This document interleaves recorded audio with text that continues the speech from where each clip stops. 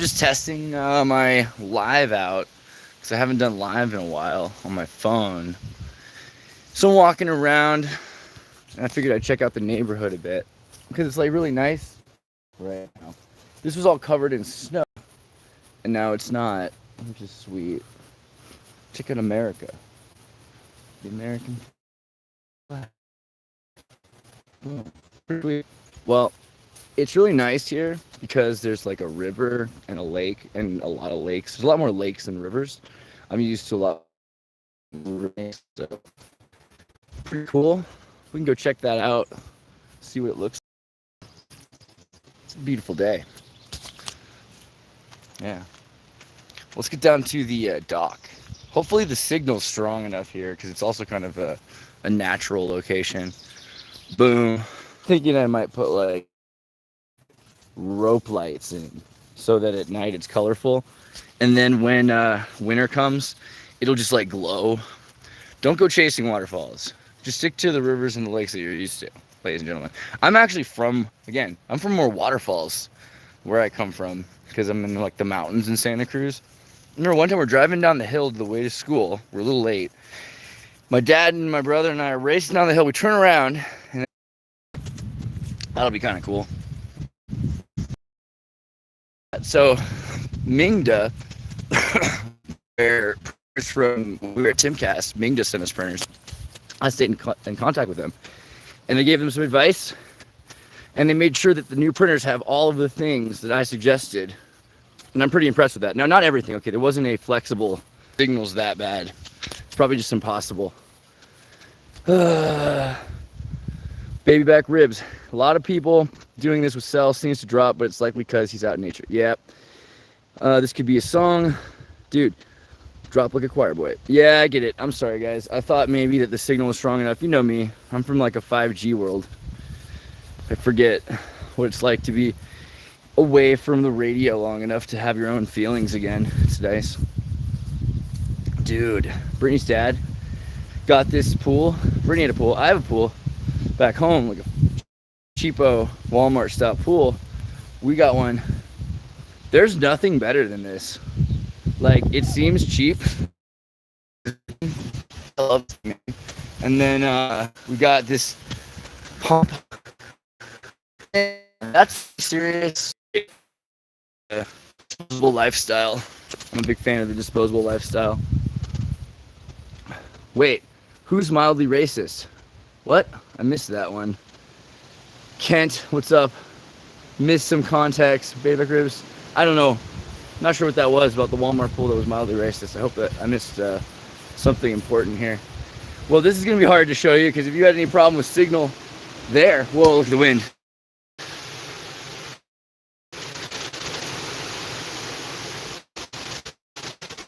Because it's like flat here, so the wind doesn't have anything to hit on. Potato joke, gotcha. All right, well, I don't know if you're going to be able to even see. Wow, I'm unlucky. I can't get the signal to work there. All right, I'll do it here by the Wi-Fi. Boom. Pumpkin guy. Little banana squash pumpkin guy. Turned out pretty well. Printer's working pretty decently that this guy showed up. So now I'm going to start printing an action figure. There's that. But yeah, it looks like this isn't going to work. I'm sorry. I really wanted to be able to do like a live stream walking around. I got to go to like a 5G neighborhood in order to do that, which is not exactly where you want to be. The APM group just hit 9,000 people, which is good, which is like half what we have on YouTube. YouTube's about 19K as well, which is good. So if you guys aren't in APM yet, or like join the Advanced Philosophy Memes group, go to Andreas.me. Whoa, comments just pumping through. Spud aficionado, but I get it, a yellow potato. God, I am slow. I am slow today. But it's more, yeah, squash. It's not necessarily a potato. It's good. It's pretty good all of a sudden. Yeah, because now I'm using the Wi-Fi by the house, which I need to get my my thing set up. I doubt if I walk any further away from the house, it's gonna go away. But hold on, it's worth it. Somewhere in my car here, next to my other GI Joes, I've got this thing here. which I'll set up soon. And this is like a gamer Wi-Fi 7 router. So once I get that going, I should have internet that works all over the place. I got a book I should show you guys. It's Tom Bowers Maxwell. Did I ever show you that? So Tom Bowers sent me this. It's his book on Maxwell. It's really interesting. Actually, no, Jordan sent me Bowers' book signed. Let me I think I might have already brought this up, but Jordan, who has Divulgence Cast, I think. He's like a Canadian guy. He's really funny and interesting and good. Decent Canadian guy. Oh, let me see if I can put this here for a second. I got this card when he was in Thunder Bay, and it's super rad. Like pictures of old Thunder Bay, Minnesota, and I'm sorry, Toronto, I think, right? Prince Arthur Hotel, Ontario. Big old Canada.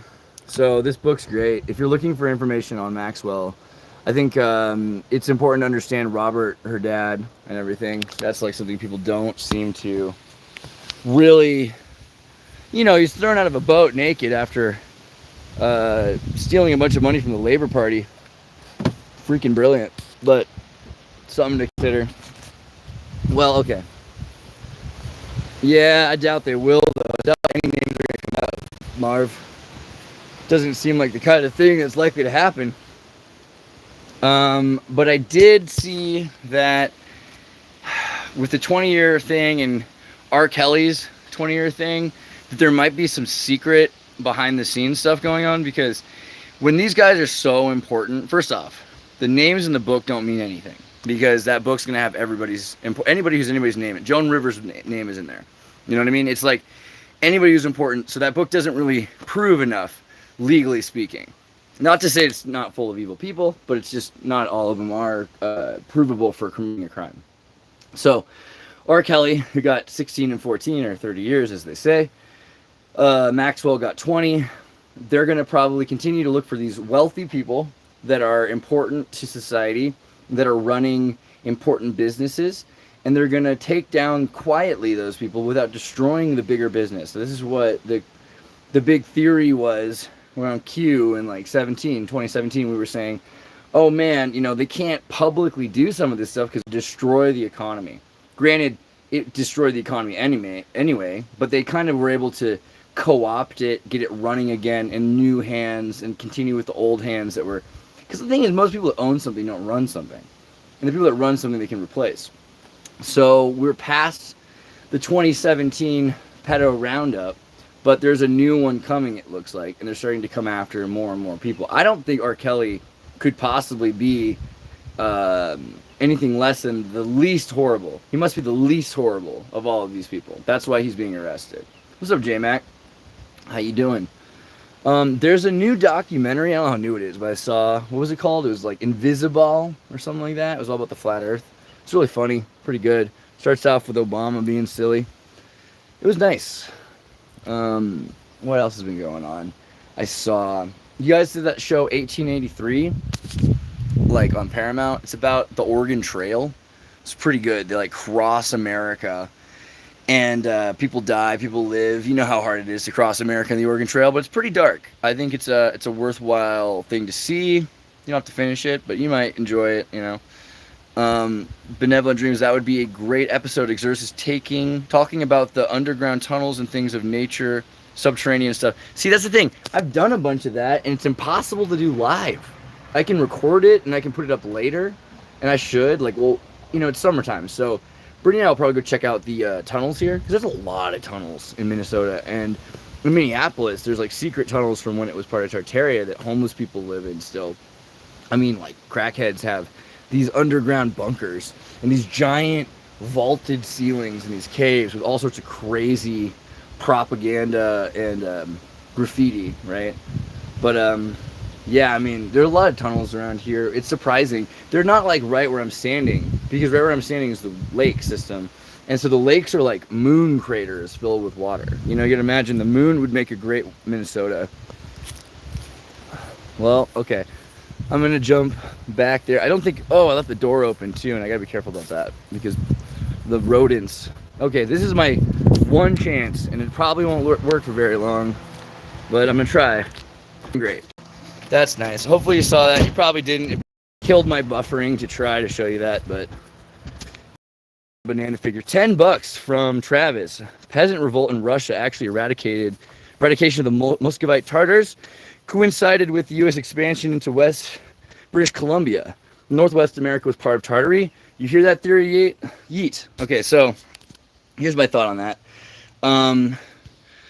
Taurus bulba and most of Russian culture talks about the Tartars and the Cossacks as being really similar. It mainly seems like the difference between the Tartars and the Cossacks were that if you were useful, you became a Cossack, and they started to destroy the cultural identity of the Tartars by saying, hey, now you guys are really part of our Slavic, you've lost your culture. And if you read Taurus bulba, you see their land stolen by the Poles, and they cut off their headlocks, and they live in nature for like 20 years or a generation or something like that, which is the story. These are highly advanced people, and then they get killed, Now, the movies will say, oh, well, they were always living in wild for generations. No, that's literally part of the point. They left their cities. They left Poland's Kyiv, and because at the time Kyiv was part of Poland, not Ukraine, and Ukraine was part of Poland. And they left a lot of things behind. Warsaw, of course. Eventually, Taurus bulba takes over. And in the process of taking Kyiv and Warsaw, he creates a new state which becomes Ukraine, right? Amongst other things, and Russia. And there's a huge connection to this idea of the kings and the Tartars. So when the other day we were talking about that map, was it on Wednesday Ultra? We showed the map, and you can see how easy it really would be to go from almost anywhere in Russia. And what I'll do Monday is I'll show you where some major cities of manufacturing in the Soviet Union are and were. And then you'll understand why, because it's like, oh, this is whatever, it's the ice. No. This is Angelisk, this part of Russia.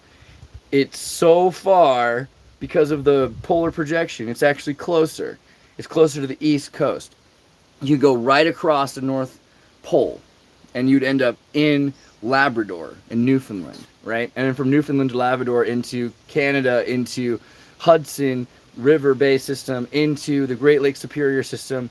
So the connection to the Vikings and the Rus has already been amply demonstrated, that a lot of the Scandinavians came from what was called the Rus tribe, which means red. And you can see examples of tar being associated with red as well. Itaruska, which is Etruscan. The Thracians, like they're all associated with this Slavo-Scandinavian whatever. But it's not to do with that. It has nothing to do with their blood. It has to do with their trade network and their infrastructure. So, yeah, that's my thought on Cossacks and Tartars. Someone keeps sending me, and they want me to like go deeper, and I'm super down into the ship of the line Russian boat thing, because they said, hey, and I can't find the article. I'm trying to find the thing they said about Russians landing in 1863 in New York City, which would be phenomenally interesting because the Civil War is going on then, but so is a lot of other things. Like post-Napoleon times in the 19th century, everyone wears the same outfits. You have the same kinds of foundling soldiers in Peru as you do in Confederate Louisiana, as you do in New York City. There's a gray versus dark blue, but you don't see a lot of difference beyond that. Do you guys know where the word shoddy comes from? I wonder if I'd mentioned this already, but it's a good story, so I'll say it again. In the Civil War, which doesn't exist, in the war of northern aggression upon the Confederacy by the Union of anti-American, constitutionalists anti-constitutionalists, right? Because Yankees disobeyed and fought against the Constitution and the Declaration of Independence, where they said, hey, these guys say we're wanting to be free Americans, we can't do it with you, we're going to be a Confederacy. So the war is not really a civil war. They had their own money, Constitution, and you can see my earliest episodes and Tartary Revised kind of go into that a bit more, but you get the point. Confederacy was its own country. The War of Northern Aggression. During the War of Northern Aggression, what was the thing we were saying a second ago? I forgot why I was bringing that up. The South. Man, totally lost it. That's horrible, because I got so sidetracked on that spiral about the War of Northern Aggression. During the Civil War, War of Northern Aggression. the south, and the north. Don't remember. Someone have to remind me. At least you guys are paying attention, because if you guys want to hear. Shoddy. There it is. Shoddy. Thank you. Thank you, guys. The fact that you guys pay attention, and I don't, says a lot. So, the Yankees wanted union industrial clothing for the Shoddy! They wanted some kind of clothing they could wear, and they went to this company called Shoddy. And Shoddy, what they did was they made outfits, and they made felt hats and things like that. And they're like, hey, you guys make a lot of these felt cowboy hats, which are not too bad. Maybe we can get you guys to make us uniforms. And they paid them a bunch of money, and Shoddy made all these uniforms. And what they did was Shoddy took lint, like when cotton was breaking apart, and that's why they were trying to invent this new kind of glue, felt. And they took a bunch of this broken fabric that was going to be wasted, and they just glued it together, and they made these beautiful, and they dyed them blue and gray, and you had these beautiful uniforms. Some of the nicest uniforms you've ever seen, made out of this material they invented, with glue and lint, and it was called Shoddy. It was a felt. And everyone in the outfits were really happy. They looked really good, and it was breathy, and it was like kind of like a plastic. It was a great material, up until they started sweating a lot in the heat, or they got wet in a rainstorm, and the glue was water soluble. So the cottony material started to break apart, and then they had a bunch of soldiers, I think it was like 10,000 troops, naked, just walking through. And this was in, this was in Georgia, or is in South Carolina? I can't remember exactly if it was in one of the Carolinas or in Georgia. But all of these naked soldiers with their uniforms melting off their bodies. And that's kind of, for the 6 old enough people here to remember that term. Oh, that was kind of a shoddy job they did there. I don't know, he was really kind of shoddy on that one. Or I don't know, I didn't do it very well. It was kind of a shoddy job. When you hear that, you know what they're talking about. They're talking about shoddy, the fabric, and the textile, the glued textile. Not bad at all. Tyrant Lincoln. I like the idea of manic depressive Lincoln. People talk about tyrant Lincoln, and yeah, he's kind of a tyrant, but he worked for other tyrants. Really, the dude was a manic depressive who locked himself in a closet for like months at a time. They'd go into the White House, and he'd be literally locked in his own closet, sitting there in the dark, depressed, which is kind of funny, but sad, but it is what it is. I don't know. Well, I feel like trapped, because I wanted to take this a walk, but if I walk, then the signal dies. It's just a bummer. So I'm gonna go over here. I'm gonna see as far as I can get. When you start to see a buffer signal, you'll know. Wasn't his wife mean to him? Well, his wife was like a slave-owning schizophrenic from the Rothschilds, right? Isn't that the deal? Or is he on the Rothschilds? I forget. But yeah, she's definitely didn't help him out. Naked. General Butt Naked showed us that shoddy was the way to go, actually. You kind of want to have a shoddy thing going on. Well, I just felt like you guys, I like Minnesota. I like the summertime. My shoes. Who wears shoes? Shoes? I usually have like a pair of Japanese wooden block sandals. I think you guys have seen those. I wear those a lot. But, yeah, no, I'm barefoot. I gotta connect with the ground. Gotta connect with the nature. Wash your feet later. Mary Todd was suspect. She hosted seances in the White House. Yeah, exactly. You got but who didn't, right? You think about Reagan. Everybody does this seance thing. They love their, and the White House, we're better to have a seance in the White House. If you're gonna raise people from the dead, it might as well be hey, you see someone you don't know, you wave. That's Minnesota. You're like, hey. Yeah, dude, seances are pretty weird. I kind of want to go deeper into, what was the thing? Man, my brain. And he tied himself up, and he would go under water. Houdini. I did a Houdini episode a long time ago, when I got to like 10,000 subscribers or something like that.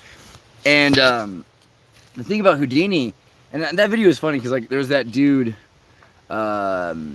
Conspiracy R Us or something. He made a bunch of these conspiracy videos. Andreas, he's telling people about the Illuminati. I'm like, yeah, I know. No, but he's got symbolism there, and he's explaining what it means. It's yeah, I know. But yeah, for some people they were like, hey, Andreas is bad because this schizophrenic who does meth and makes conspiracy videos about people like Andreas, he, you know, conspiracy or us, he's got to be, not saying he does meth, but you know what I mean? Like, it's like when someone doesn't pay much attention to you and then they catch that you're telling people the truth about things, and then they think that you're hiding that you're telling people the truth about things, when your whole deal is that you have a show where you know, tell people about things. Easy sidetrack, but so what's his name? Conspiracy or Us, he put out that video about me, and he's like, hey, the Andreas video about Houdini, man, he's got like, he's doing like hand things, and his eye, he like winks for a second. It's like, dude, have you ever stood in front of 6 lights on a stage, like actual tungsten bulbs? They're bright, bro. But I did the Houdini video, and it was funny because of all things to think we're Illuminati, I think Houdini's an interesting one because he was very anti-seances, he was anti-fake occult, he was anti-manipulating con artists who would pretend they were talking to your dead relatives, and he was going around trying to disprove all of that stuff. And I think at the end, you know, that was kind of the interesting thing, is people say he's a ghost there. Maybe the dude who didn't believe in ghosts the most became a ghost. I thought that was kind of interesting. Not sure what's true or not, but it's definitely a creepy building. I mean, then again, living in a haunted theater will be creepy. What do I expect? You know, but yeah, I just think that Houdini is kind of interesting for that, for trying to look into lies and see what's actually happening. Casting aspirations upon bringing the Illuminati into the light and out of the darkness and blaming it upon the light. Yeah, I'm curious about that as well. For me, though, I've always said that from when I went to Germany as a kid and I saw all the pictures of the Illuminati eye painted in churches and in castles up in the clouds, and I said, this is the architect. I knew that the architect then meant Lucifer, right? And it's very clear because Lucifer was the architect. God allows light, let there be light, and then light creates things. So Lucifer is this architect for God and light itself, and therefore God's not light, because God says they're separate from light. So I've said this before, I like the idea of the feminine God, who is the matrices, who is darkness, who allows light to exist and is separate. And we've got this weird idea that light is good and dark is bad, whereas maybe that's not really true for a couple of reasons. One reason is that's dualism, and I don't think dualism is a very Christian concept, no? I mean, dualism's not Christian, arguably. Christianity has more to do with henotheism, the idea that there's a greatest God amongst many. Not that everything comes from God, that's pantheism. Not that everything's monotheistic, that's not Abrahamic at all. Abram said there were other gods. I mean, some people say that a lot of the gods were fake, and that's a big thing. There are monotheistic Abrahamists, but it's not quite the same. It's not really what he said there. I mean, granted, you got the story of Plato's cave. Well, where's Abraham from? You know, he grew up in a cave. They took him away because they're going to sacrifice him as a baby, and they're going to put him in a cave. And so he grew up in Plato's cave without the symbolism. And then he goes and he works in a statue shop selling deities to people, and he doesn't get it because he has no cultural association because he grew up out of the town in a cave. Oh, these are my thoughts on Abraham. You ever watch Nightmare Alley? Yeah, Nightmare Alley's really good. I gotta start recommending more weird trauma films and 80s movies, 70s movies. I think I should start taking the time to do that. Cleanse your feet in the Lake Minnetonka. Yeah, that's not a bad idea. I also like, you know, in California where I come from, the Tahoe River, which is the Washoe River, in Squaw Valley, which these neo-Nazis have changed the name of to Palisades or something like that. I mean, I'm not offended by too many things, but I think that getting rid of Squaw Valley is racist. Saying it's racist to have Squaw Valley is more racist than getting rid of Squaw Valley. And, oh my God, to name it the Palisades is just, it disgusts me. And I went to Squaw Valley Military Preparatory Academy, Squaw Valley Academy in Squaw freaking Valley. And that's where the Olympics were. There was a Squaw Valley Olympics, which now did not happen in Squaw Valley. It happened in Palisades. So, I mean, it just kind of bums me out, man. Bums me out a lot. I loved Squaw Valley, and I will continue to call it Squaw Valley. And I remember I got kicked out of a group recently, like a year ago, because I was like, wait a second. I typed in Squaw Valley there, and then he's like, nope, now we're changing the name of the whole town.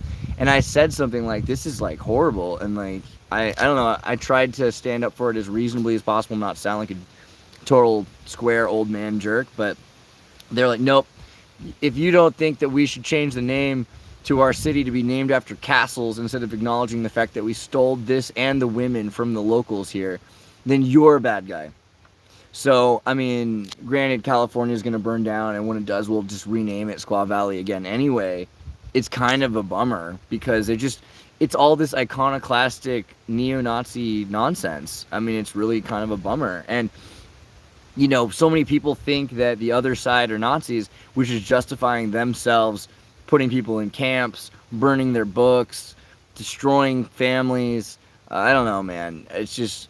I'm probably going to get in trouble for saying all that again, but I'm just saying, like, it's, we could use a better word, bullying. Like, the majority of society are bullies now.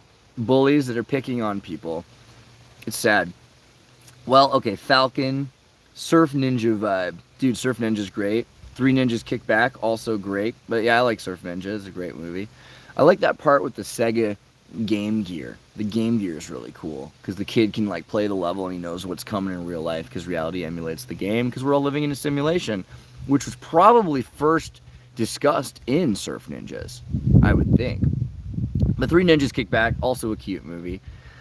Bro, that was some synchronicity. I was literally going to download Peanut Butter Solution right as you were saying that. Yeah, dude, Peanut Butter Solution's so good. It's a great movie. If you check out the dude, there's a documentary I found the other day, actually, on the Peanut Butter Solution. Some weird Canadian kid went and like interviewed all the people involved with the show, including the dude who made the series of French Canadian movies, or Quebec movies, Montreal movies, that it's part of. And I said in Ultra Wednesday, you know, because Flawed was like, oh man, I'm not even ready. I'm like, yeah, you're not even ready for The Dog That Stopped the War. And that's another one I think that came out just before the Peanut Butter Solution. But it's all about these poor Quebec-y kids that are in a snowball fight and school's canceled or something like that. And there's a dog and it helps stop the snow fight, you know? And it's like, it's adorable. These really simple, true movies about Wednesday Ultra, yeah. These super simple movies about kids and what they do, and they have nothing else, and it's just beautiful. Have you heard, Augustus asks, have you ever heard of the Gateway documents released by the CIA? They pretty much admit that our reality is one of an infinite number of simulations being run parallel. Yeah, so I think I did an episode talking about the Gateway documents and on remote viewing in general, and one of these days I should really just cement this and hit this to home in some short, sweet video. But the reason why the United States uses pens in signing documents in space, they had to invent this multi-million-dollar pen, right, that can write in zero gravity, which is, where does zero gravity really exist anyway, guys? Just so you know about Dimension X and everything. And you can't sign a document in pencil. Not really. You can sort of get away with a certain kind of permanent 7 slate if you have an authorized person, but in America, and in a lot of the Uniform Commercial Code, a blue pen or a black pen are necessary for signing a document properly. So, in order to do that, you need a black and blue pen. And in space, to create a pen that would do that, you know, they had to put lots of money into so they could sign contracts, I guess is my main point. Multi-million dollars wasted on the invention of a thing you'll never need to use, except for when you're signing contracts in space, or in Dimension X, or in zero gravity. More literally, more accurately, in zero gravity. So that's funny because a lot of people are like, why would you need that? That doesn't exist. Space doesn't exist. It's all a lie. It's like, well, you know, I mean, lies are about things. That's kind of the point. Says the guy who just recommended the Fantastaball or Invisiball documentary. So, I mean, to be fair, but you will find, okay, also Jack Frost. What about Jack Frost? But okay. Didn't even get a third of the way through my movie suggestions. Benevolent, we'll get through the rest of your movie suggestions. Don't you worry. We have more movies to suggest. How do you think I feel? Do you think anyone's heard of my movie suggestions list? I just haphazardly mention one every once in a while, or 10. You know what I mean? The amount of movies I've seen that no one else has seen scares me. I thought it was because the graphene of the pencil breaking off and damaging the equipment from the excess heat and cold moisture that the carbon then created an electrical circuit between. That'd be sweet, but the thing is, you can actually use, it's not, and the Russians use pencil for that reason, although the Russians ended up starting to use the pen once it was invented. But there were examples of foam pens and crayons being used as well, which were really good at first. The foam felt tip pens worked to an extent as long as they were pressurized, which was kind of frustrating. You'd have a vacuum pressure pen is like, you know. So, but moving on, they figured that they could use something like a pencil that was like a gel pen, and gel pens ended up, because it was kind of a soft and it melts down at room temperature but remains solid, that tended to be a better deal at first. But no, I don't think graphite getting loaded into the equipment was really a big issue. There's a lot of other stories they had like that too. They were saying, you know, when people sleep in space, they're going to get vertigo and start screaming and get sick and die. So we need to build these little caged nets that they can, you know, get into, and it'll hold them in place. So they get this, you know, idea of orientation. I want that list. Yeah, man. Well, you know, I'm glad you talked about that Plex server, because I used to have a Plex server, and there's a lot of movies I could put back on there. And I was trying to remember, because back at Cass Castle, I'd set up a Plex server again with Ben. And most of the movies I got at that time, there were maybe like 6 that I'd seen before. And then there was about 100 movies I'd found I hadn't seen yet that were like super low budget, gutter punk movies, and, you know, just trauma films. I've seen so many trauma films. And when I was in New York, I got to meet... what's his name again? Solomon or something like that? Well, hold on. I can't look. Somebody remind me the name.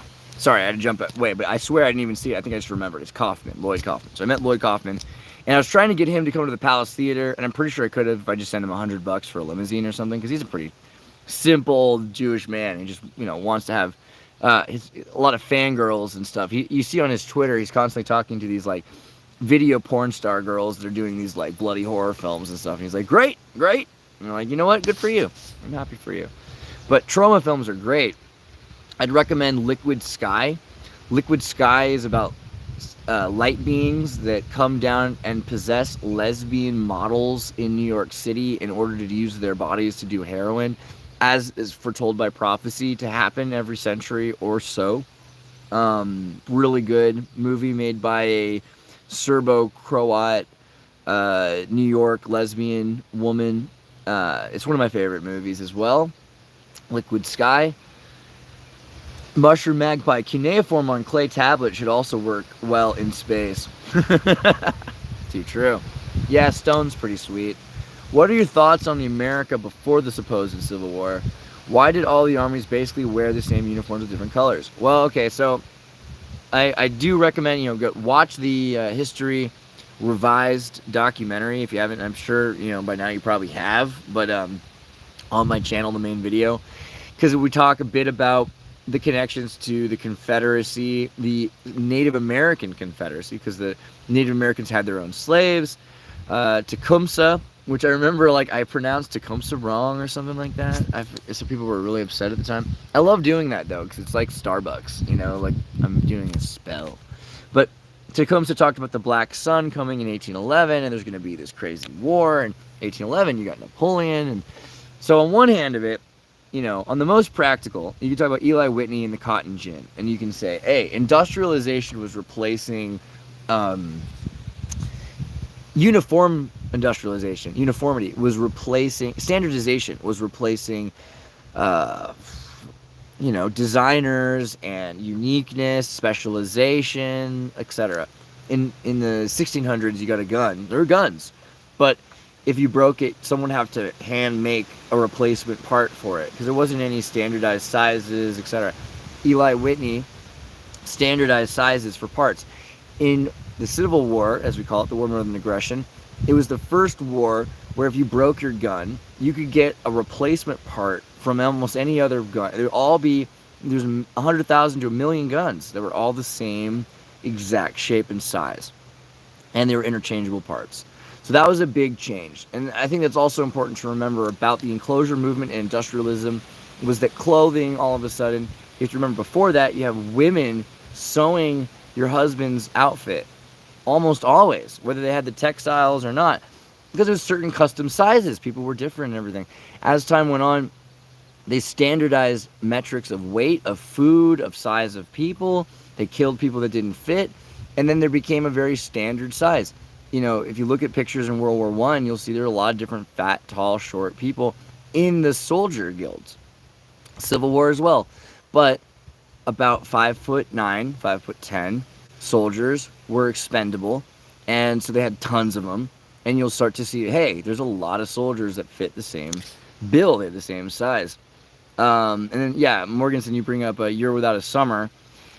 We just did a thing on volcanoes. I can't remember which episode it was, but if you look back like a week ago, I think I also did the thing on the a brief history of all the resets, a complete history of all the resets, talking about volcanoes and A Year Without a Summer. And you can start looking into Iceland's Years Without a Summer. There's a number of different examples that happened just because of volcanoes would put off a area that would have a feedback loop for absorbing thermal energy, and because it becomes a cold stone, it doesn't hold the energy very well. The water run off into the ocean. It's an island. There's no way to hold the heat and precipitation. So for the next 50 to 70 years, maybe actually even today, Iceland's permanently perhaps affected by these volcanoes. So Years Without a Summer are very common, and we find more examples of it. But Eli Whitney wasn't black. I don't believe he was black, but, you know, Netflix, it could be that they changed things. But no, I don't think he was black. I mean, he's officially not black, according to Wikipedia. But he did do some stuff that would make you wonder. I mean, like, to be honest, I'm not saying he was, but he was involved with replacing slaves with industrialization, the cotton gin, the hemp gin. So many of these inventions that he had that were based on things that were common in Africa. Industrialization isn't a new thing. It did exist in Persia. It did exist in Africa. There were standardizations of parts. You go to different parts of Arabia and you see people hand pounding guns, and they are designed to be the same as you learn in your life. You learn to make one gun the same way over and over again. Augustus knew that 1812 was big. By the way, Augustus, great name. I knew 1812 was big, but I always put the collapse near to 1850. Yeah, so for me, what I see is a collapse in the 1600s. And then several generations that made it beyond the collapse. Because there's no reason that the collapse needed to completely kill everybody. But then several generations later, someone says, hey, look, you know, this area has never had anything valuable going on. Manifest destiny. Let's take it from them. And even if they did have something going on, they lost it, which is verbatim almost. And it's paraphrased, but it's basically what you read in Albert Pike. And if you look up Manifest Destiny, the entire idea of Manifest Destiny is like, well, they're not using it right now, and they don't know how to take care of it now. So if you have two generations after the collapse of a civilization and they don't have electricity at night anymore, yeah, it's going to change everything. Imagine if your grandparents came from Washington, D.C. or Silicon Valley, but then you moved to the Bushman tribe of Africa for 2 generations. Yeah, it's going to affect you, you know, and it's going to affect your whole civilization. Kent, Tecumseh's narrative is fascinating. I've been compiling old info on the possibility of black Native Americans. Absolutely, dude. Look into the Algonquins. You look at, I'm going to finish your reading, though. Black Native Americans that don't immediately share ancestry with African people. Yeah, so this is the Into Africa theory. There's plenty of evidence that the haplotype page on Wikipedia has even tried to soft disclose this, that Y chromosomes don't lead to a very clear picture of our haplotypes. And mostly what we're looking at in terms of haplotypes have to do with the mom. Now there's a difference there because you can follow the male to male to male to male to male chromosome as long as it's directly male line. And you can do the same with feminine, but things get lost along the way. So that's why they have to have so much extra information about everybody in order to sort of cross-check to see who is whom. But you look into haplotype H, and haplotype H is supposed to be a derivative of O, which doesn't make sense. You know, I mean, like, even just alphabetically. But looking at micro Indonesia and Oceania, that's where a number of different kinds of proto-hominid humans that were able to have gene cross and gene flow, which is to say that they can have children with different kinds of humans, that a Neanderthal and a Homo sapien can breed and makes people. So can a Floriensis, so can a Denisovan, so can, and we don't know how far this goes because we haven't tested every genetic study. At least I haven't, and I'm sure some people know more than me in terms of Heidelbergensis. I'm pretty sure that there's enough evidence to show that Heidelbergensis has made its way into northern East Africa, in Spain, right? And let's see, Australopithecus. I think that Australopithecus is evidenced by Elvis pelvis in Atapuerca, which came up recently also for some reason. But there's a lot of evidence that just because your mommy is the same doesn't mean your daddy's the same. And genetics over periods of generations might have been optimistic in this idea that we were all from Adam and Eve. It's almost a biblical narrative, which might need to be bent. And we look again. Here's another funny thing about the Bible. What does it really say if you get into Enoch? Where's Lilith? Right? Everyone's making these jokes about Adam and Eve and her sons. They had 2 sons. I'll give you all the time you need. No, like there's more to that. Lilith is there. There's a number of characters involved. So Cain and Abel also being descendant not necessarily from Adam, right? Because Cain might be descendant from Lucifer. So there's a whole other, that's a really common belief in the Dark Ages. And to some people, I think it's still common today. All right, well, enough of that rant. Let me move forward. There's been black people, though. So the point is, if you look into the Algonquins and you look into linguistics and everything else, and if you go to Bermuda, where I went, and go on my channel, look up for Bermuda videos. I have some 360 videos there from walking around. In Bermuda, they have a rock called Spanish rock, which is really Moorish rock now, because it was a Portuguese rock, they thought, because it wasn't written in Spanish. And then they realized it's not really written in Portuguese either. It's actually Moorish. So there's a rock that the Spanish said they were bringing slaves. And they said, well, we were just taking it from the Portuguese. The Portuguese were bringing slaves. And then they're like, well, actually, the slaves were the Portuguese. The Africans were bringing Portuguese back and forth. And that's funny. I like that. So there's a huge contingency of Yamasee and Gual people here in South Carolina and Georgia that attest to their ancestors having lived in America before the Spaniards or the French. Yeah, exactly. That's the thing is the Confederate lands are on top of a lot of these real native lands. It's kind of ironic that people look at it like, oh, this is a really racist place. Like, okay, but remember also this is where the tribes come from, and that the idea of trying to protect the tribes, that's the whole deal there. So, it is what it is. I'd like to get more Confederates on my show, Sons of Confederate Veteran, historians and things. It's just really hard because they're so used to people attacking them for talking about history, and wrongfully so as well. Like, I've never met a Son of Confederate Veteran who is a racist. Ever, for instance. You meet a guy from Louisiana, and they're often less racist than anyone you'll ever meet because they interact with different cultures. There's black people, there's white people, there's black culture, there's white culture, there's French culture, really, American culture, English culture.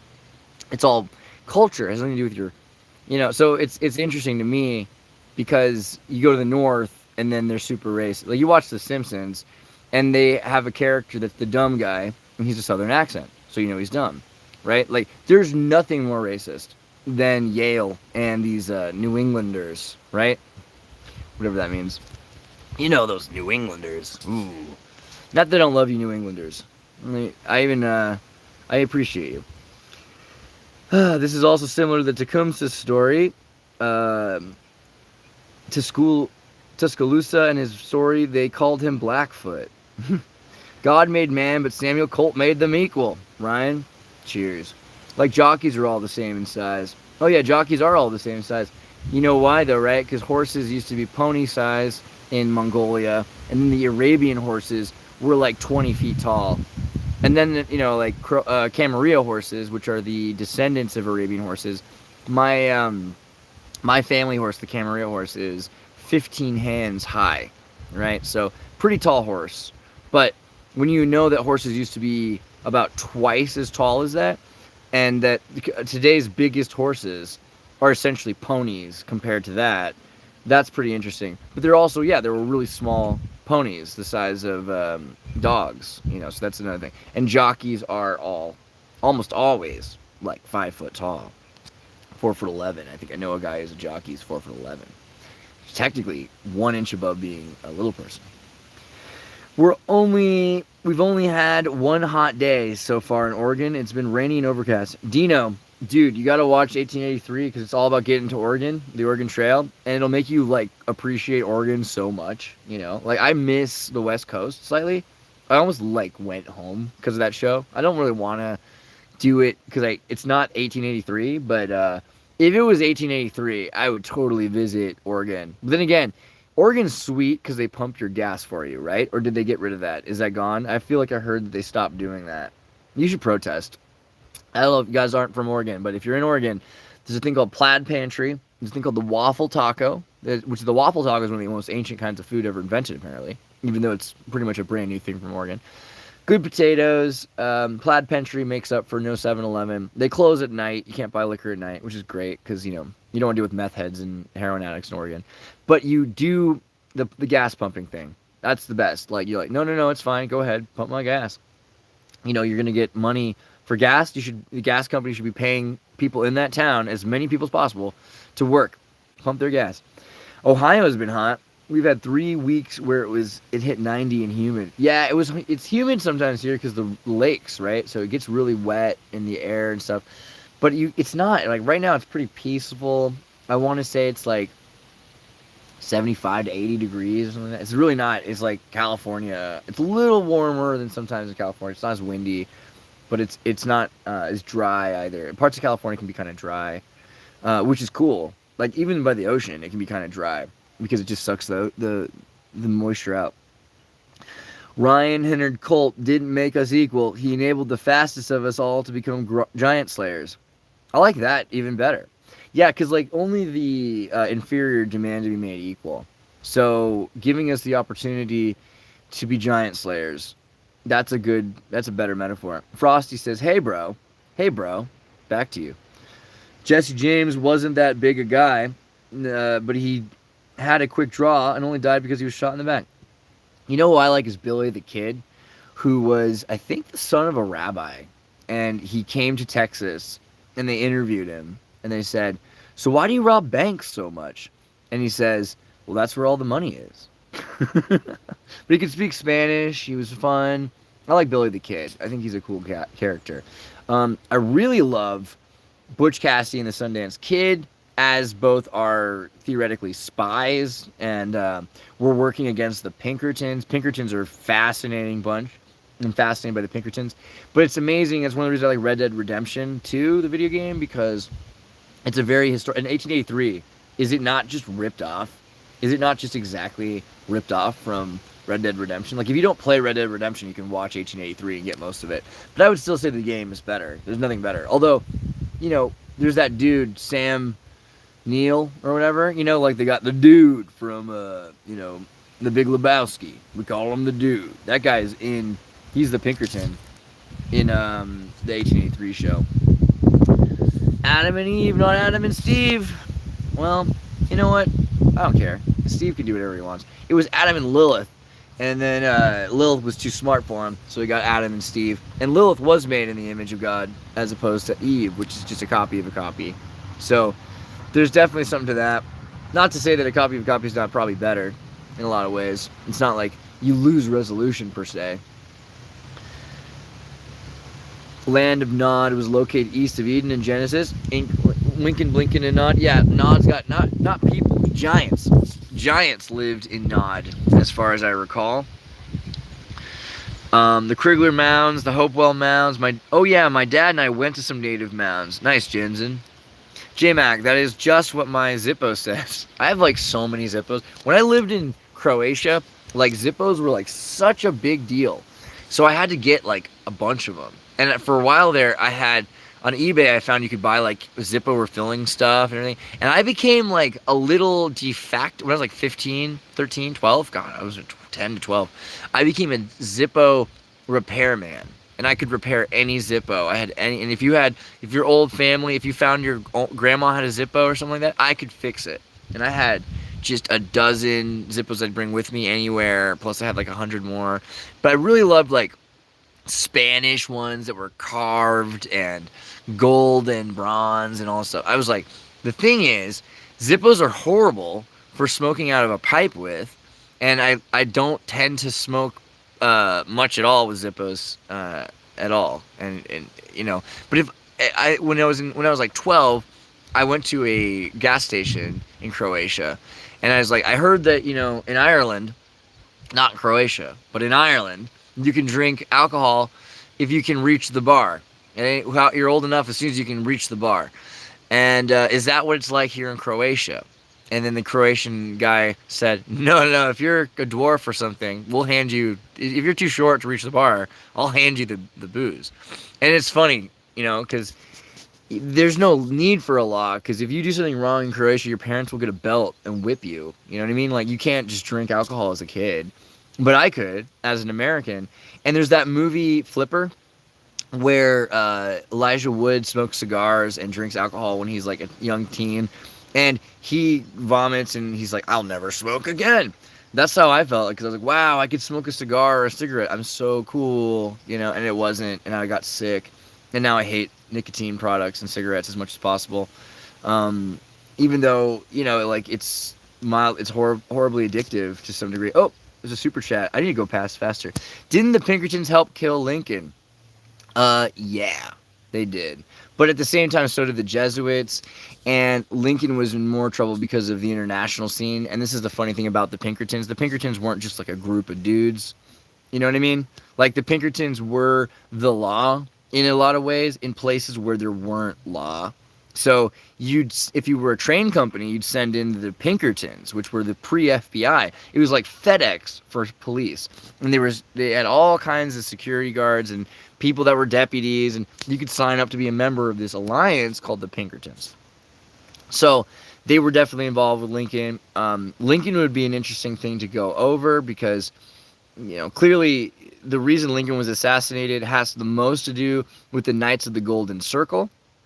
I don't know if I ever fully made my episode on that, but if you look, I know I had the film. If you go to Odyssey, you can watch my Confederacy Vaporwave movie, which is definitely the best Confederate Vaporwave animation ever made. You know, I mean, I don't know how many I'm competing against there, but I could do a dubbing of the voices because they're kind of robotic. But it's nice. The music's good and the animations are cool. And it's all about how the Pinkertons and the Knights of the Golden Circle were fighting against each other. And even in some respects, there were Knights of the Golden Circle that were Pinkertons. So really, the Knights of the Golden Circle were going to win, except the Monroe period. By the Monroe period, there was an all-out war on the Knights of the Golden Circle, who had been working on trying to desaturate wealth in the North Hemisphere and bring it to South America, the Western Hemisphere, you know, desaturate wealth from Europe into the Western Hemisphere. They were trying to build their capital, New Atlantis, in Havana, Cuba. They thought Havana, Cuba would be the new capital of this empire. And that's my story. All right, so look at the Knights of the Golden Circle. Any thoughts on shaving versus not shaving, the bearded mysticism of Kabbalah? I'm very curious. I shave. I haven't, but I do. And when I don't, I get this, like, mustache thing. And, you know, the Muslims say to cut your hair in the opposite of the goyim, the white man. So you cut your mustache, but you keep your beard. The Irish say to cut your beard, but keep your mustache. Not always, but that was, if you went to Ireland when people were still blue, you know, they had mustaches. So facial hair is a thing. I know, more importantly to me, that when the Native American trackers were brought to the military, and they were like, we need these trackers because these Indians are great. Cherokee are great trackers. They cut their hair, and they lost like 20 to 60% of their effectivity as trackers. So having long hair is a good thing. I don't have it, and I kind of am jealous every once in a while. I see somebody with really long hair. I'm like, God, I wish I could handle it. But just having a lot of hair is a lot to deal with. So I've almost, ever since military academy, when they cut my dreadlocks off at 16, 15, kept my hair like this. And I've almost always cut my own hair since military academy. So there's that. Separated for millions of years, DNA changing occurring in the Ten Kinglands. Have you seen the episode of The Simpsons where Clee's wife turns out to be really smart, one of the last seasons? No, I will. I haven't watched all of The Simpsons. I'm trying to. It's like I don't like The Simpsons. It's like important. You know, it's The Simpletons. It's a Yale propaganda film. It's not horrible. And the other problem it's discouraging is everyone else has already seen all of The Simpsons. So I can't watch it with anybody. And, you know, there's a lot of other things I'd rather and more important for me to watch. But I do use it in the last month or two. I've been watching some Simpsons, trying to get through it so that I have, you know, a toe into reality and I can relate to people. Like if I ever go to a football game, I like to know what they do with that ball at the show, so I can talk to them and be like, yo, those guys are doing real good. I remember my mom when O.J. Simpson. She went to a football party. It was her first football party, and O.J. Simpson ran with the ball, catches the ball, and goes across, and he gets a home, like at the end of the field, and he just runs across the field and gets a touchdown. And it was his most impressive touchdown anyone's seen at that point, I think, that they could think of. And everyone's yelling and celebrating, and then all of a sudden, they do a instant replay. And my mom's never seen an instant replay before, and she's like, "Oh, everyone, look, he's doing it again." That's my mom. So you know, I don't understand sports perfectly, and I try to pretend human. I try to pretense humanity, right? Have that human pretense, so that people can say, "Oh yeah, this weirdo, he might actually not be that weird. No, he knows what football is, right?" That's me. There's being racist mean, and there's being racist as in respectful. I don't go to the neighborhood I'm not welcome in. You know, those are two different sentiments. I think not going places you're not welcome in is complicated. I do remember, like, there were places in Yugoslavia that Muslims had been hurt in and had been attacked in and had been murdered, you know. So they were very defensive in parts of Mostar in Bosnia and Herzegovina. But, you know, at the end of the day, showing respect is a big thing. And, you know, the first part of that, I totally agree that you can actually, and maybe racism is the wrong word because Trotsky invented it. And what he was trying to say was people that solidify over their blood over instead of their ideology are an enemy to Sovietism, because Sovietism is this idea of collectivism. It has to do with working together and having things in common. We're not brothers, we're comrades. We work together, right? We're colleagues. We're colleagues. So with the blood thing, though, it's very complicated. I don't think it's necessary. It doesn't have to be blood to be your ideology. And so ideology, the new nation state, has replaced the race. And so we're more nationalist. And you hear it a lot more. Like, oh, that guy's such a nationalist. It sounds kind of weird to say because it's not really as bad as, you know, racism per se sounds. But it is kind of the same idea, and there can be some benefit. And here's where I think it comes in exactly. Keenan, I think he said this, was, or was it Benevolent Dreams? It was Keenan. The idea of respect. You know, I don't necessarily, I remember I was at a bar in, it was an all-black bar in Ohio, and I was the only, I think there's one Serbian kid and me there that were together, and then we went in, and everyone was really cool with us. They were shocked to see white people there, because nobody would go in that neighborhood into that bar, and anytime we were walking down the streets, gangsters would get out of their car in the middle of the street and be like, y'all lost. No question, just y'all lost, because there's no way white people in that area would be at that bar. We'd go to a Foster Freeze. Police would show up and say, "Are you kids all right?" And then they'd start laughing. It's like, oh my God, they're literally eating ice cream at Foster Freeze. Guys, we're sorry. We thought, you know, because this is the only people that would ever come here are heroin traders. You know what I mean? And so the fact that you're not on fentanyl right now, yeah, no, they're not on fentanyl. Seriously, they're eating ice cream. The cops were just hilariously laughing because they're shocked. You know, that's been my experience. But I said in the bar to somebody, I was like, well, okay, like, something about racism, and they were asking me because they're testing us or something like that. I was like, well, you know, okay, you know, you guys don't seem like racist. And then my friend's like, no, I'm not racist. And I said, well, here's the thing, I don't know how your race could possibly make a difference, but if you believe it does, I'm willing to listen to you.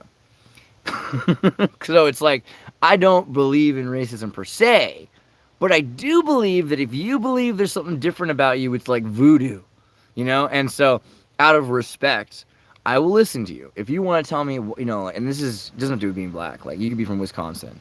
Well, us Wisconsinites are real different than Minnesotans. They play football with a whole different color on their uniform. Yeah. Like, a lot of people are going to probably be the most upset that I said that. Because they're going to say Minnesota and Wisconsin are so different. They're completely different places that have completely different people. And, Minnesota likens themselves to being better. And Wisconsin probably does in its own way as well. I don't know. I mean, Wisconsin seems pretty chill. But they do have Madison. And Madison's pretty, pretty serious place. I love Wisconsin. I love Minnesota. I love everything. That's kind of my point. But I don't see the difference always. And that's missing flavor. So if you really, if someone says, yeah, you can really pick up on the nutty aromas to this wine. Yeah, I'm that kind of guy. I'm for it. So for me, race can be a fascinating idea, even if it's not really real. Like voodoo, it can be very powerful, and I appreciate people that make up things about themselves to define themselves, because at least it's choice-based. I also like people's birthdays and their names and other things they can't really change about themselves. Huh. There's a horn. I'm surprised. Just like nobody hears ever, so I don't know how that could be happening. Maybe someone's playing. Yeah, like it's musical. I live in Vancouver, Washington for a decade. There's both 7-Eleven and Plaid Pentry. Whoa. Dude, I want to go to Vancouver. Oh, wait, no, but Vancouver in Washington State? Yeah, that's fair. I want to go to Canada. Like, I love Canada. I love Canadian food, love poutine, love Canadian women, I love Quebecese. I think Canada is underrated. Canada's a good place in a lot of ways, and especially if you watch some of those Quebec horror films. I think Toronto's overrated. I love Toronto, but it's like they really think that they're a big city, because they are, and they act like it. But they're really nice and all. But it's like it's a little Scandinavian. I wish they could move Canada. I think Canada should swallow up some of the French Caribbean spots. Hear me out. The biggest problem with Canada is they're not French enough. And if they, and a lot of French believe this, but I think a lot of Canadians are like, they don't make us learn that, we shouldn't. You know what, dudes? You guys should learn French. And everyone who thinks that learning French isn't good for you, you just simply haven't been to a French Caribbean island. You just don't know any better. And I pity you, and that's okay. But it's worth it. It's illegal to pump our own gas. Yeah, in Oregon, it is illegal to pump your own gas. It's confirmed, and guys, you want to just go to Oregon and appreciate how that feels. It's a wonderful thing. Sherlock Holmes, I can't watch that scene with the pony without cracking it from the entire scene. Fair. Leaving work, so I'm about to keep listening on my phone. Peace, y'all. Yeah, I mean, it's about an hour deep, and I'm sitting here, and I got, like, stuff. I mean, I wanted to go into the lake with my waterproof phone. Just isn't cell-proof. Bummer. So I gotta get that thing set up, and then we'll be able to do more. And maybe someday I'll get in the pool and just do, like, a from-the-pool answering questions. That would be great. I'm for it. Oh, wow, I lived in Washago. Is it Washago or Washagool? Washagool? Washington for a second in my teens. I know Vancouver. Yeah, Jansen. It was 120 Fahrenheit here in Mobile, Alabama. Oh, my word. 120. What is that in real numbers? Like, 48? Or something like that? God. That is horrible. Somebody do a conversion for me real quick, because I just guessed that, and I didn't really look it up, but I want to guess that it's like 48 degrees. That's nuts. That can't be right. Somebody tell me how hot 120 Fahrenheit is in centigrade, please. And that'll be my final question for you guys. You can still have your fuel serviced in New Jersey. You can still have your fuel serviced almost anywhere. In California, it just costs money. Bobcat, didn't the Pinkertons kill Lincoln? I'm just reading my old comments because I missed so many of them. Yeah, I answered that one. Jeff Bridges, Pancho Villa is one of my favorite folk heroes. Yeah, watch the Young Indiana Jones with Pancho Villa. Very cool. I used to make T-shirts with Pancho Villa and Zapato. I think Zapato is one of my favorite. Zippo will fix every lighter for free, actually, if you send it to them. Yeah, I mean, there's no reason why I would want to actually be a Zippo repairman. But it was cool when I was like 12 that I could fix Zippos, and people would give them to me because they didn't really care. So I had like a really good Zippo collection. And yeah, I mean, like, it's not so much like if you send them the Zippo, what they can do, send you back it with like, I think you're supposed to get every once in a while new stuff for your Zippo. You're gonna need fuel, whatever. 17 Zippo age. Yeah, totally. I mean, I have I almost want to grab it. Almost done. I'm almost out of battery, but let me just show you guys. I think the only Zippo I brought with me here is my Kevin Smith Dogma Zippo. Hold on. Check this out. This is my Nails Cigarettes Zippo. And I got a lot of Zippos, but for whatever reason, I really loved Dogma and James Silent Bob, and I'm older now, but I still respected like the earliest movies that Kevin Smith did, so I have the Zippo coffin lighter, which I never use, ever. Like, what I really prefer, if you're gonna make a fire, is you get a lens. You get a half of a crystal ball, or you could use a crystal ball, and you use that to solar toking. So I highly recommend solar toking. Way better. You just stand underneath the sunlight, and summertime's the time to do it. That's the way to go. Can't smoke a bowl with a Zippo tastes like gases. Yeah, exactly. A wax wick is good for pipe smoking. Yeah, I always use Beeline. All my lighters are wrapped with Beeline wick, which is it's a hemp rope covered in beeswax. You can get a big roll of it for like $3. You should wrap your lighters up in Beeline, and it's something fun to do. Every Boy Scout does it, and your lighter will last about a year longer than the normal lighter. Oh yeah, if you send a Zippo smashed up in pieces, the company will send it back to you fixed for free. Well, that's pretty cool. I kind of want to talk to some Zippo people then, maybe do an interview with them. Melissa, where did you live? I don't know which question that's responding to, because I lived a lot of places. As a nun once told me, I live wherever I am. Man, this is sweet. Let me show you this real quick. People have golf carts, and they get to have kids riding around on golf carts, because it's like in the summertime they come out here and they've got like their grandparents' old shed of a house, some small little place over there, and I feel like they don't realize you can live here all year round, and it's beautiful, but they come out here just for like a little vacation, and it's adorable. But yeah, beautiful there. Okay, wait, a couple more comments, we're almost done here. Pinkertons were in the HBO series Deadwood. Yeah, I still haven't watched all of Deadwood, but I know it was cool. Family in Durango, so visit Colorado. Exactly, it's not that you want to watch The Simpsons, it's that you have to for the conspiracy theories. Exactly. That's most of my work. I have long hair, being the good Hebrew I am. I have tats, but shave my facial hair unless I'm doing Tim Pool cosplay. LOL, Benjamin Jensen. That's pretty good. Yeah, I mean, honestly, I think people miss, like, the curls and things. I like the curls. I like a lot of the Hasidic culture. I think it's interesting. Andreas almost said O.J. Simpson got a home run. What did I say? Oh, yeah, touchdown. Right, yeah, baseball, soccer, football. These are games. I'm not really, I'm not the biggest sports player, but I have played some sports. I played hockey in school. I played water polo in school. You can tell about me what kind of guy I am. I'm a water polo guy. Benjamin Jensen, I spent a summer there when I was a kid and worked at the A&W. Ooh, that's pretty sweet. I do like A&W. I haven't been there since I was a kid, but it was a thing. Being the alien who tries to be human is such a media trope. Yeah, but that's how I feel, right? I am the alien trying to be human. But yeah, I am a media trope, so admitted. Parents lived across the highway from Mesa Verde, nationalists in a derogatory way because of National Socialists. Maybe, but they don't say socialists in a derogatory way because of National Socialists. Am I right, maggot?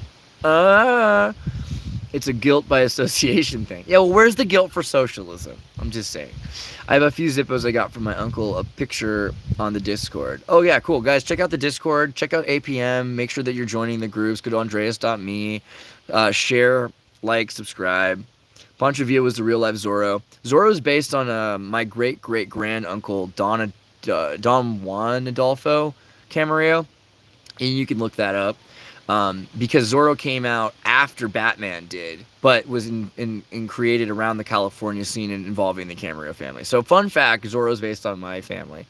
But yeah, I would say Zapato is also there. Pancho Villa is there too. But you got to remember, we should cover the Mexican-American War sometime and how they financed it by making movies. They're like, okay, well, buy all the equipment for us. We're going to charge into battle. We'll shoot the film of us charging into battle. And then after we're done with the war, you can have that footage and make movies out of it, which is pretty sweet. Putin is a real Zorro. I don't know about that. He's Russian, man. He doesn't. Zorro's thing was Batman. He pretends to be on the side of the elite, but really he's a nationalist for his own state. Don't let people's pre-formulated expectations. I was going to read baby formula for some reason. Expectations that they tend to be disappointed. The first symptom is usually laughter. A little racism, ishism, schism. Aloha. Minnesota's nice. To your face, that talks crap behind your back.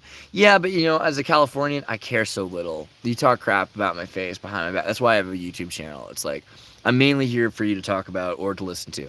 Voodoo is where we get the word meme from. Is that true? I thought meme was a Dawkins term, but I'm down to look more into that, I guess. That makes kind of a sense, maybe. I mean, voodoo is magic. Important. It's belief.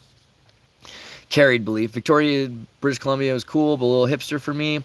Yeah, it is, but I love it. I love Canada. Hipsters are fine. I love how... The thing about Canada is they have to be hipster because they have this insecurity about not being Americans, right? I mean, they are Americans. They're just not from the United States.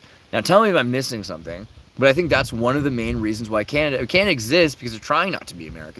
They chose not to be part of the United States. So they have to define themselves by being different because they're better. And that leads to social justice causes and socialism and all sorts of these ideas of progressivism, and whatever Canada is obsessed with a lot of the time has to do with that. I'm sorry. I still love Canada. It's one of my favorite places, and I love Canadian people. If it's illegal to pump your own gas, does that mean it's illegal to fart? These are the questions. French Tahiti is pretty far out there. Psychedelic paradise. Dude, look at the bananas from French Tahiti's. LOL, pool cast without Tim Pool, is that legal? Dude, I've been saying that since I lived with Tim. I was like, bro, we got to get you a pool. And he just wasn't really enthusiastic about it. I'm like, yeah, you can't have Tim Pool show without pool. You have to have a pool table in a pool with Tim Pool pushing the pool table in the pool. And, I can do it. I can do whatever the hell I want. And I always have. And I always will. Bro, it was a brutal week for sure. 48.9. What did I say? Did I say 48 point? I think I said something like that. Man, did I call it? My centigrade to Fahrenheit, 48.9. I was pretty on the nose, right? Did I say 48? I feel like I said that. I win. I'm awesome. Can you do centigrade to Fahrenheit in your head? Like, I did the formula. If you watch the episode, there's a cartoon I did with Brittany and me. And in it, we have like a cooking show scene where we teach you the formula for how to do centigrade and Fahrenheit in your head. 120 equals 48.80. See, Auntie, you're there for me. See, guys? I mean, please remind me. I think that's what I said. I think I said 48. I'm going to go back and watch it just so I can feel proud. I don't think you can undelete. Oh. Auntie Queenie, you do delete. I was like, I wonder if he said something wrong. I mean, Queenie accidentally censors sometimes. And I'll tell you what, accidental censorship is safer than missing something. So I'll take it. But you can just retype it if it wasn't bad. LOI did some Tim Pool cosplay, not really long story. I thought about it. I was like, when I first started this channel back up again, I was like, I'm going to just wear a beanie in the snow and it'll be hilarious. And I'll just be like, they're taking away our babies, or something ridiculous. But, they hate people. We should all, some kind of ridiculous, over the top, doesn't make sense. Yeah. But I decided against it. We're posted in the Discord if you can. Peace. I have curly hair. Ha, love. I'm just going to go. Ryan, welcome to Ohio, man. I'm not in Ohio, but I want to be in Ohio again. I haven't been to Ohio since the... No, on my way here, I drove through Ohio again. I just, ironically, I don't know if it's ironic, but yesterday was thinking about driving to Ohio. I have some friends in Ohio I wanted to visit, and I love Ohio, to be honest. I loved Cleveland. I loved it. I stayed in like a yoga studio that I Airbnb'd. I would go into this Croatian neighborhood and get sausages and Yugoslavian style sausages and things I hadn't seen in years. I got souse, which is like pig snout. It's like boar's head. Who's souse? I got Ray's Souse. It was Ray's Souse. And I just walk around the Superior Lake, which is kind of similar to where I'm at now, except these are smaller lakes, which I like. But Cleveland was beautiful. I love the brick buildings, and the houses were melting in the humidity like candles in the sun. It was just beautiful. APM group is not the Discord group. APM, if you go to andreas.me and you click on the picture that says Advanced Philosophy Memes, it's got a picture of me with a rainbow flag, that will take you to Facebook. If you're a Facebooker, and there are at least half of you are, if you're not, you do, yeah, there's the Discord and Telegram. But on Facebook, the deal is to get Andreas into every social media platform, Xirtus, all of it. So APM is up to 9,000 members now. It's a pretty mainstream group. Not everybody agrees with me. I think about half of the members there are like CIA, SJW, honeypot people trying to take us all down, probably. But that's great because there's also a lot of Europeans, Slovenians, Portuguese. I grabbed as many philosophers, advanced philosophers, plebs as possible. And so it's probably the best Facebook group. To a lot of people, I'd say Advanced Philosophy Memes is the best Facebook group. And I also have Philosopher Memes, which is 120,000 people. So I've got some of these really large Facebook groups in order to kind of control the Facebook momentum. Now, if you hate Facebook, don't worry. Go to Discord, go to Element, go to Riot, go to, Xirtus, Matrix Radio Chat. Go to tartarynova.com or xirtus.com. You can click on the Matrix button. That'll take you to the radio chat. If it says Tartary Radio Chat, you don't need to go to Facebook. But if you have Facebook, you ought to be in Advanced Philosophy Memes because we're trying to expand and evangelize to people that don't know any better. And yeah, Tartargram, if you have, what's it called? Telegram, then go on Tartargram, and the links, I'm going to start including the links everywhere. Yeah. And yeah, guys, in terms of the Zorro thing, go look up Camarillo horses and you'll see what I'm talking about. You can actually, my grandmother has a video. If you type in Carmelita Camarillo, you can see, I have some videos with her, and there's some interviews on TV and things like that. My grandmother was one of the first women to go to Stanford, and, Fitzgerald, Zorro kind of thing. Zorro coming from the Camarillo line. Zorro is a Camarillo thing. There's even a thing about the fox and the chickens, too. Why Zorro's name is the fox. But yeah, I'd have to go into all that. Confessions, haven't been on Discord in over a week. Feels like my head's about to explode lately. Don't worry about it, dude. And again, if you're on Facebook, it's like, this is the thing. I'm in all of my groups, like, limited amounts of time. Because I have, like, 100 different groups now. You go to Locals, Telegram, Instagram, Discord. Yeah, I can't bother to just link and name everything. But basically, the idea is to try to get yourself out there so far that people who don't, if you don't like each other, I've got all of the blue people in one group and all the green people in another group, I wish I hadn't used colors as the way to separate people, but I'm Little Miss Lady Rainbow. You're all part of my big banner of pride. I love Zorro as a kid. Yeah, Zorro's great. I have the entire Disney series, and I think it's available now, but I had it on Blu-ray or DVD like before it was available, because I was like obsessed with old Disney, and didn't fully understand how weird it was that my family were so intimately connected with Zorro until I was probably like 19. But I was like, wait, not everybody's like me, kind of a thing. But yeah, I have a lot of pride in being a Mexican Californian, 9th generation on the Spanish side, and God only knows going back further, because I'm a little mestiza. I'm a little Castillo. I'm a little mestizo. Master Zorro, Mask of Zorro. Forgot what that song was, but I think I memorized it. It was beautiful. Thinking Putin was told to invade Ukraine was to help food, because food shortage. Sup, bro? McKenna said, I'm just trying to get through. Voodoo Meme, Cholo. I think a voodoo meme was called A Cholo, an assault on Precinct 13 by John Carpenter. Yeah. That checks out. John Carpenter movie. Isn't it like plus minus 32 then divide in half? It's something like that. There's another, like, there's a 17 was added to it or something. We gotta watch the cartoon. It's funny because I have it perfectly. It's like too perfect. Join me some Xirtus. Thank you very much. Will I ever make it to Liverpool? I'd love to make it back to Liverpool. I love it in England. I know it's weird to say that, I guess, because I'm not like super monarchy based. I'm not a huge Queen person, but I'm in the band Queen. But yeah, Liverpool's a lot of fun. You might be annoyed with me though. If I come, I'm gonna visit Stoke-on-Trent and get a new suit. And then I'm also going to go to the thing we'll be doing together is we'll get some cloudy cider down in Somerset. So that'll be the deal. But yeah, no, I like it. I like the idea of getting back into Manchester to see Ewing Jr. and then I could go to Liverpool. That would be cool. I like dreaming. From aconversation.org, there's a simple rule to convert Fahrenheit to Celsius. That should be good enough for general use. Simply take 30 off the Fahrenheit value and then half the number. Yeah, it's pretty close. Sound dangerous enough. Kent Words, thanks, bro. Yesterday I was going to do a giant episode, but then I did please, guys, watch the David Brin thing. For whatever reason, it's heavily underwatched. I think it's because it wasn't a live stream or something like that. But it's the Postman, the author of the Postman, and it's he revealed some stuff I don't know if you're allowed to reveal normally, but he was just chill. So I think you guys want to see it.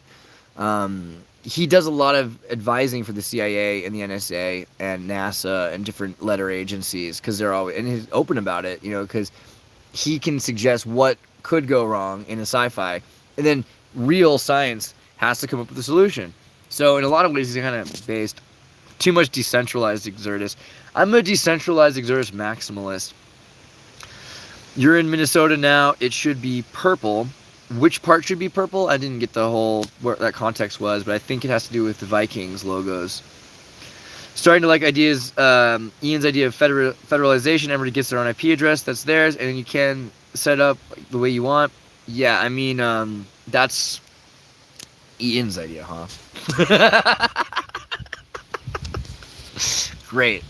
I'm glad that he's a better popularist than me, but I'm glad I came up with the federalization and confederalization, which is really where I think I still win, is that federalization isn't as good as confederating. Confederated networking is going to be the future, and it's about time I put more energy back into, you know, because like a lot of things have been happening, and I've been stepping back from certain things that were involved with Timcast, Timpool, and everything, but it's about time I started to really make sure that everything's okay with the Open Network Foundation. I gotta fix that.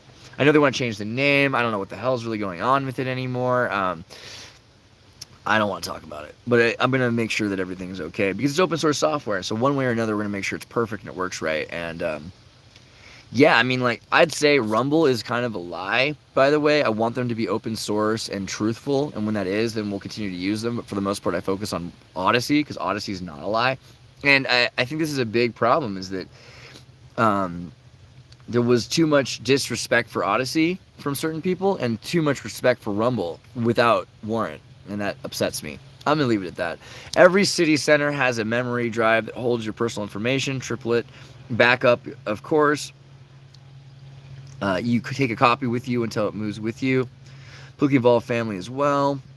And one of them ran for state position suddenly. Everyone was asking me if I knew him, and I was like, yeah, my uncle. I had a girlfriend whose dad became a governor, and that was really funny. Travis, if I have trouble reading a book, should I stop and look up every word I don't understand, or just keep reading through?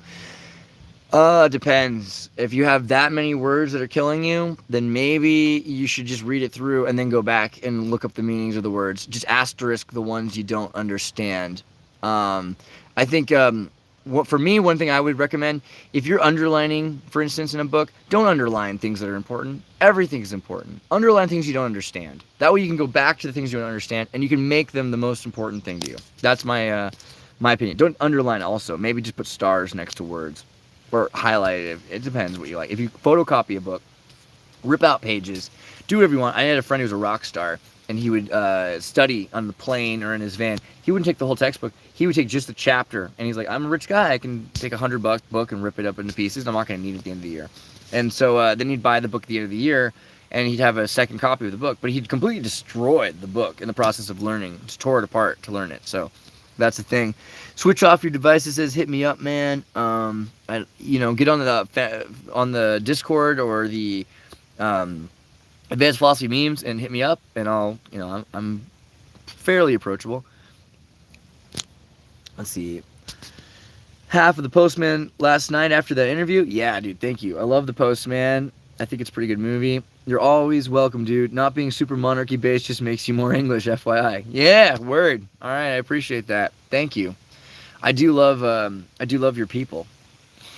I'm not straight out of Compton. I'm straight out of the trailer, J-Mac says. Oh my god, the Postman show before it was banned from the internet. Watch the show before it's banned from the internet. Yeah, I mean, that's the thing. Like, I try to get these things out there, and I think about a year from now, I'm going to get in trouble when I'm more popular and people see the thing, and they're like, whoa, he can't put that out.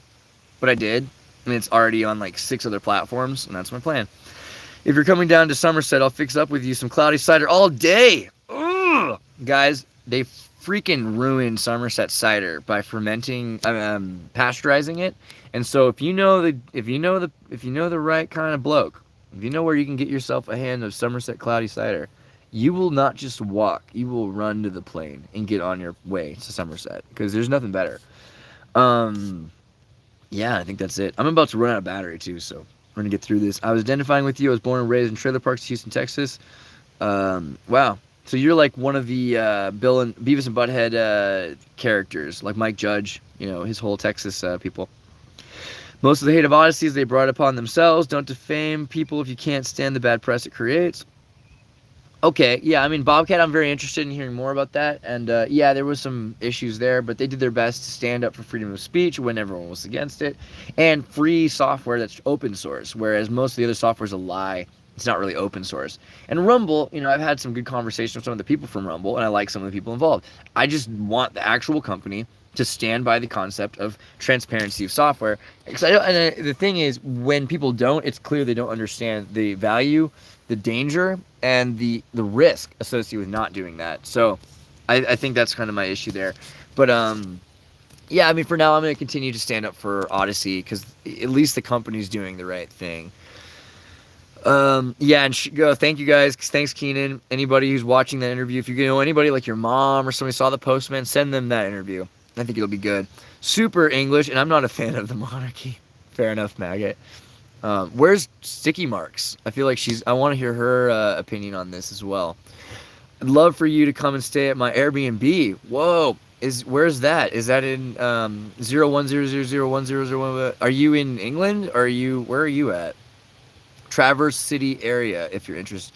Where's Traverse City? I mean, of all the geography, I don't remember what Traverse City is. But yeah, I mean, guys and gals with Airbnbs, and you want me to study something in your hometown. I mean, obviously, what could be more fun than to hang out, have a place to stay where I don't have to spend hundreds of dollars on a boring, lonely hotel room. We can talk about things, and I'll check out what's going on. Yeah, I mean, I'm all for that. That's my lifestyle. That's what I love. Yeah, our monarchy are basically German anyway. Yeah, dude, the Sophia Naturalization Act, right? We should write a punk rock song about the Sophia Naturalization Act. 6 British people get what I'm talking about. Make Tartaria great again. Meta. Yes, meta. It's a meta. I agree. You are my favorite Timcast co-host, Andreas. Yeah, okay. Well, I'll take it. I do love Ian, but, yeah, I feel like, I'll just take it. I appreciate it. I'm Mario outside Austin. Yeah. Only reason I ever watched Temple House videos. I don't blame you. Traverse City, Michigan. Oh, Traverse City in Michigan. Yeah, that's not even far. That's like 4 or 5 hours. I keep telling myself I'm going to go to Michigan because I got a great friend, Ellen. Shout out to Ellen, who's a hippie, Native American, mystic, metaphysical, awesome, good, pure spirit, who's friends with Brittany as well. And she came to visit us, and we're going to go visit her soon. So maybe I will make the time to go through Traverse City and also through Ohio. You know what, guys? Again, with the whole reach out on Discord on APM, and I'll start building this up. Because, yeah, like a tour, I don't plan them until I do them, and then I'm just gone doing it for a while. And it's like, it might be happening soon.